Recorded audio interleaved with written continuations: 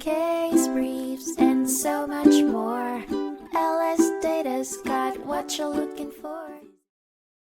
In 1990, the United States Court of Appeals for the Federal Circuit heard the case of Dillon, focusing on the legal rule that a new invention must offer enough unique features to make it distinct from previous inventions in the same field in order to be eligible for a patent.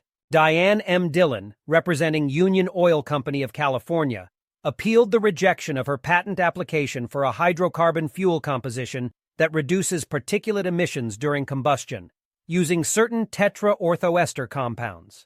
However, the court rejected all of her claims, finding that the use of tetra-orthoesters was obvious based on prior art references, and overruled previous cases to restore established principles of chemical patent law. The court affirmed the board's decision to reject Dillon's patent application and clarified that not all method claims involving old process steps should be rejected as obvious. It affirmed the board's rejection due to insufficient non-obviousness reasoning and placed the burden on Dillon to provide evidence of unexpected properties or prior art deficiencies. By doing so, the court restored established principles of chemical patent law and overruled previous cases. Case briefs, and so much more.